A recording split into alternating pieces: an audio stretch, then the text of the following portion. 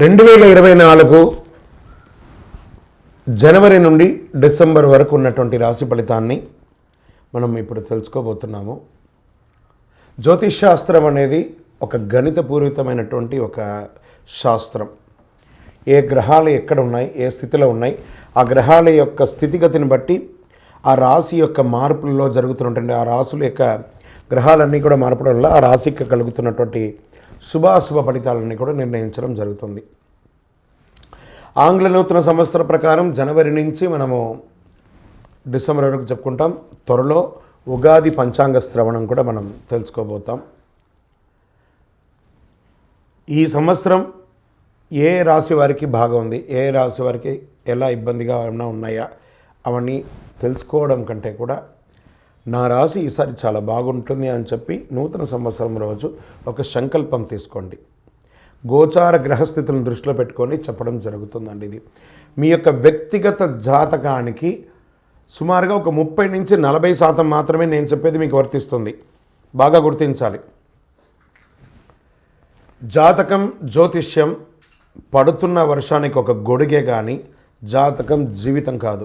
మీరు ఏదైతే వృత్తి చేస్తారో, మీరు ఏదైతే మీ జీవితంలో ముందుకు తీసుకొని వెళ్తారో అదే మిమ్మల్ని కాపాడుతుంది, కానీ జ్యోతిష్యం కాపాడదు. బాగా గుర్తుపెట్టుకోండి. జ్యోతిష్యం ఒక రిఫ్రెష్ బటన్ లాగా మాత్రమే. కంప్యూటర్లో రైట్ క్లిక్ చేస్తే ఎలా రిఫ్రెష్లో ఉంటుందో అలా రిఫ్రెష్ చేయడానికి కోసం మాత్రం ఉన్న ఒక చిన్న పరిక్రమ మాత్రమే ఇది.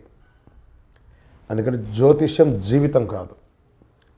మళ్ళీ ప్రతి ఒక్కళ్ళు కూడాను మీ యొక్క సంపూర్ణ జాతకం తెలుసుకోవడానికి కోసం మీ పరిసర ప్రాంతాల్లో ఉన్నటువంటి సద్గురువుల్ని సంప్రదించండి, జ్యోతిషాస్త్ర నిపుణుల్ని సంప్రదించండి.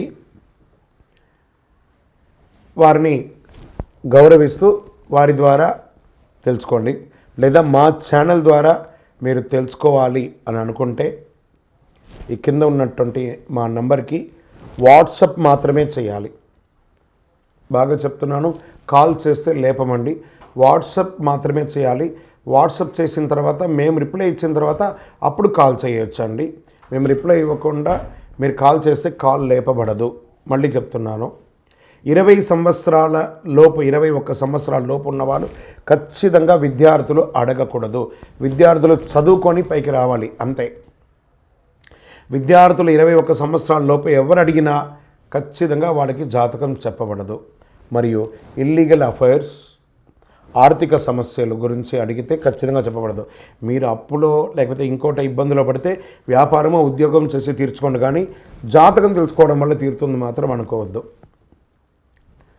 ఇల్లీగల్ అఫైర్స్ ఖచ్చితంగా చెప్పనండి. బాగా గుర్తుపెట్టుకొని చెప్పడం జరగదు. తర్వాత పెద్దవాళ్ళైనటువంటి 60 సంవత్సరాల పైచిలకు వాళ్ళు, మీరు 60 తెలుగు సంవత్సరాలని పూర్తి చేస్తుంటారు కాబట్టి మీరు పెద్దవాళ్ళు, మీకు అన్ని రకాలుగా అన్ని జీవితంలో అన్నీ అనుభవించుంటారు కాబట్టి మీరు తెలుసుకోవాల్సిన అవసరం లేదు. దీన్ని సహృదయంతో స్వీకరించగలరు. శరణమయ్యప్ప.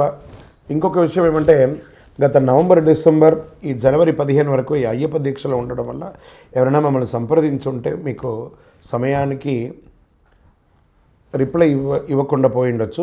జనవరి 15 తర్వాత తప్పకుండా నేను మీకు అందరికీ అందుబాటులో ఉంటాను. అప్పటి వరకు వాట్సాప్లో మెసేజ్ పెట్టండి. అవకాశం ఉన్నప్పుడు నేను మీకు తప్పకుండా చూస్తాను. ఇప్పుడు ఈ ఆంగ్ల నూతన సంవత్సరం 12 రాశులకి ఎలా ఉంది? జ్యోతిషాస్త్రరీత్యా 12 రాశుల్లో 6వ రాశి అయినటువంటి కన్యా రాశి మిత్రులారా, మీరు ఉత్తరా నక్షత్రం 2, 3, 4 పాదాలు, హస్తా నక్షత్రం 1, 2, 3, 4 పాదములు, చిత్తా నక్షత్రం 1, 2 పాదాలకు జన్మించిన మీరు కన్యా రాశి వారిగా పరిగణించబడుతున్నారు.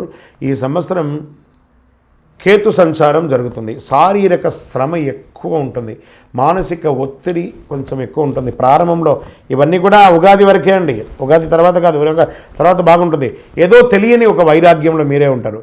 ఏదైనా క్రియేటివ్గా చేయాలనుకునే వారికి ఇది అనుకూలంగా ఉంటుంది. ఈ సంవత్సరం అంతా లగ్నంలో కేతు ఉన్నాడు కాబట్టి కాస్త ఆరోగ్యం పట్ల మీరు జనరల్ ఒక టెస్ట్ చేసుకుంటే మంచిది అని కూడా చెప్తుంది. సప్తమ రాహు కారణంగా సామాజిక మాధ్యమాల్లో ఎక్కువ అవకాశాలు రావడం ఉంటుంది. ఆ సమయంలో జాగ్రత్తగా ఉండండి. కామెంట్స్కి రెస్పాండ్ అవ్వకండి. కామెంట్స్ ఎలాగో ఉంటూనే ఉంటాయి కాబట్టి దానికి రెస్పాన్స్ అవ్వకండి.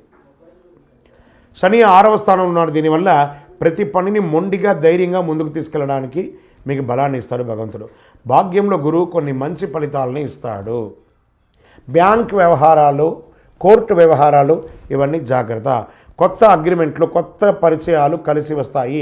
సమాజంలో గౌరవమైనటువంటి గుర్తుపెట్టుకుంటారు. శుభ కార్యక్రమాలు ప్రారంభించడానికి ఇది అనుకూలం. శని భగవానుడు 30 జూన్ తేదీ నుండి నవంబర్ 15 వరకు వక్రగతిలో కొనసాగుతున్నాడు. ఈ సమయంలో శని భగవానుడు 6వ స్థానం నుండి 5వ స్థానానికి వస్తున్నారు. దీనివల్ల సంతాన విషయంలో కాస్త జాగ్రత్తగా ఉండాలి. రాజకీయ నాయకులకి మిశ్రమంగా ఉంటుంది, శ్రమ ఎక్కువ ఉంటుంది. ధన విషయంలో, ఉద్యోగ విషయంలో, వ్యాపార విషయంలో, ఇతర ప్రాంతాలకు వెళ్ళాలనుకున్నప్పుడు ఇవన్నీ కూడా జాగ్రత్తగా ఉండాలి. వివాహం కాని వారికి ఈ సంవత్సరం మిశ్రమం. రాజకీయ నాయకులకి కాస్త గడ్డు, కాస్త అనుకూలం. నూతనంగా ఉద్యోగం ప్రయత్నం చేసేవారికి అద్భుతంగా ఉగాది తర్వాత మీకు చాలా కలిసి వస్తుందని కూడా చెప్పొచ్చు.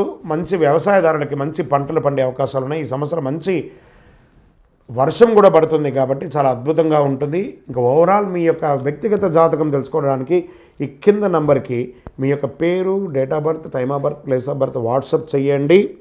ఇంకను సకల దోషాలు తొలగి ఆనందంగా ఉండడానికి నవమూలిక సిద్ధ ధూపంతో ధూపం వేయండి. విజయవస్తు.